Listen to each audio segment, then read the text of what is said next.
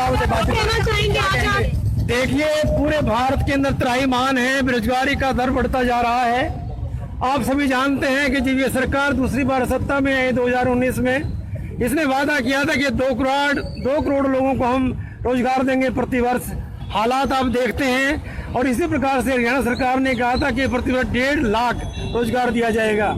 आज पूरे हिंदुस्तान के अंदर ये बेरोजगारी पूरे हिंदुस्तान में 5.8 है। हरियाणा के अंदर ये 9.2 दिखाते हैं, परंतु जो centre for monitoring economic development है उसके अनुसार हरियाणा के अंदर 29.8%, लगभग 30% बेरोजगारी है।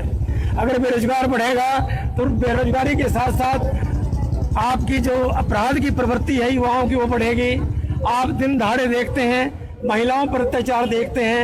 आप देखते हैं कि किस प्रकार से 1 लाख महिलाओं पर पहले एवरेज 4 की थी, आज वो एवरेज 6 से ऊपर जा चुकी है।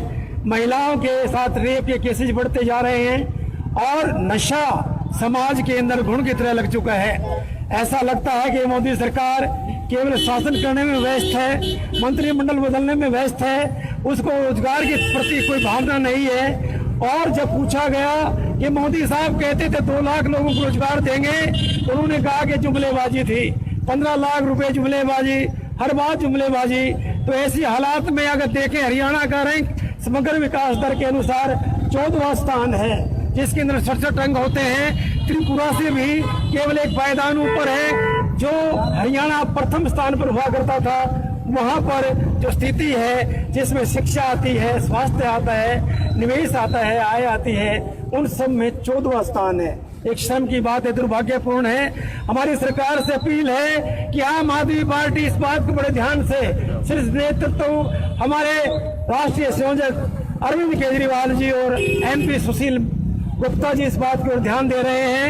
आज पूरे हरियाणा के अंदर 90 की 90 विधानसभाओं में प्रदर्शन है और ये दिखाने का प्रयत्न किया गया है कि अगर सरकार इसकी ओर ध्यान नहीं देगी, हम सड़कों पर उतरेंगे और इस त्राहिमाम को एक प्रजातांत्रिक तरीके के द्वारा समाप्त करने का प्रयत्न करते हैं। दोस्तों, आप देखते हैं कि संस्थागत, संवैधानिक और प्रजातांत्रिक मूल्यों का उल्लंघन आप देख रहे हैं कि किस प्रकार से संस्थाएं चुप हैं, अत्याचार व्याप्त है। और इसको बनाया था कि चाय बेचने वाले का बेटा है, देश को ठीक चलाएगा, परंतु वो तो एक नेपोलियन, हिटलर से भी खतरनाक निकला। कोई व्यक्ति बोल नहीं सकता, राष्ट्रवाद की परिभाषा को बदल दिया, राजनीति की व्याख्या को बदल दिया। ऐसे हालात में आम आदमी पार्टी पूरे भारत के अंदर ये आवाज उठाती है कि जल्दी से जल्दी ये बेरोजगारी की तरफ ध्यान दिया जाए, युवाओं को ध्यान दिया जाए। आप जानते हैं कि हिंदुस्तान संसार का सबसे बड़ा युवा देश है। 65% युवा इस देश में माने जाते हैं। अगर युवाओं की ये स्थिति रही तो भारत का जो विकास है वो समाप्त हो जाएगा। कहाँ तो ये जगत गुरु की कल्पना करते थे, सोने की चिड़िया की बात करते थे, आज रसातल में भारत जा चुका है। ऐसे हालात में ये कहना चाहूंगा कि मोदी सरकार, दिल्ली सरकार का जो मॉडल है विकास का, उसे शिक्षा ले। लोग कहते थे हिंदुस्तान बदल नहीं सकता, लोग कहते थे हिंदुस्तान बदल नहीं सकता। हमने हिंदुस्तान के दिल्ली को बदलते देखा है। बदलने के लिए चाहिए नीति और नियत। जब तक नीति और नियत नहीं होगी, कितनी भी बढ़िया योजना हो, अगर उसको लगाने वाले नहीं होंगे तो कोई भी राष्ट्र विकास नहीं कर सकता। कटोरे का क्या मतलब है? भीख मांग रहे हैं, बेरोजगार बच्चे हैं और उनके बुजुर्ग भी हैं कि अगर घर में बच्चा नहीं कमाएगा, बुजुर्गों की दशा क्या होगी, पत्नी की, भाई बहनों की दशा क्या होगी। आज हम भीख मांग कर दिखा रहे हैं कि पूरा भारत भीखमंगा हो चुका है। राष्ट्रीय कर्ज बढ़ता जा रहा है, प्रति व्यक्ति पर जो कर्ज का बोझ है वो बढ़ता जा रहा है, अपराधों की संख्या बढ़ती जा रही है, महिलाओं पर अत्याचार बढ़ता जा रहा है। लगभग कई 100 स्कूल बंद कर दिए और किस प्रकार से 12 लाख बच्चे हरियाणा के अंदर सड़कों पर हैं। 31,342 टीचर के खाली पद पड़े हैं। ये सरकार चुप बैठी है, उन पदों को नहीं भरती और जो पद भरे जाते हैं उसके अंदर जो निजी क्षेत्र के अंदर जो पद है उनके अंदर एक विशेष रूप से रिजर्वेशन की प्रावधान किया है, जिससे बच्चे नहीं मिल पाते। तो आम जनरल कैटेगरी के बच्चे भी नहीं मिल पाते। बेरोजगारी कम करने का तरीका है हाथ करघा उद्योग। गांधी जी के मार्ग पर चलना होगा और गांधी जी का जो ग्राम उद्योग, खादी उद्योग था, उसको लाना होगा। हर हाथ को काम मिले, हर व्यक्ति को पेट में रोटी मिले, हर बच्चे को शिक्षा मिले, स्वास्थ्य मिले, और कहीं न कहीं पार्टी को, सत्ताधारी पार्टी को अपनी नीयत को बदलना होगा। केवल मंत्रिमंडल बदलने से सरकार की या जनता की स्थिति को नहीं बदला जा सकता।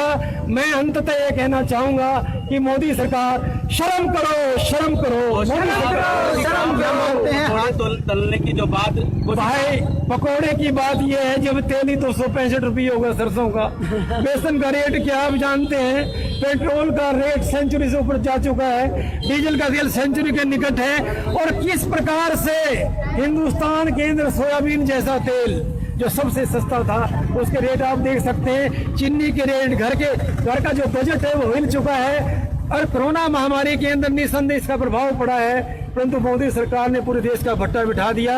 अगर ये व्यक्ति 5 साल और निकालता है तो देश 500 साल पीछे चला जाएगा। कौशिक साहब, केंद्र सरकार अब पूरे भारत में ऐसे स्कूल बनाने जा रही है जिसमें जो विदेशी हमने केंद्र सरकार से हम देखिए, ये स्कूलों की बात करते हैं कि हम ऐसे स्कूल बनाएंगे, विदेशी भाषा सिखाएंगे। हरियाणा के अंदर 12 लाख विद्यार्थी सरकारी स्कूल में थे, वो सड़कों पर है। कई 100 स्कूल, कई हजार स्कूल बंद कर दिए गए हैं। टीचर की 50,000 स्कूल बंद कर दिए गए हैं। टीचरों की भर्ती हो नहीं रही है, तो ऐसी स्थिति में हम कैसे मान सकते हैं कि विदेशी भाषा सीखने से गरीबी दूर होगी। गरीबी रेखा 60% से ऊपर जा चुकी है। कौशिक भारत माता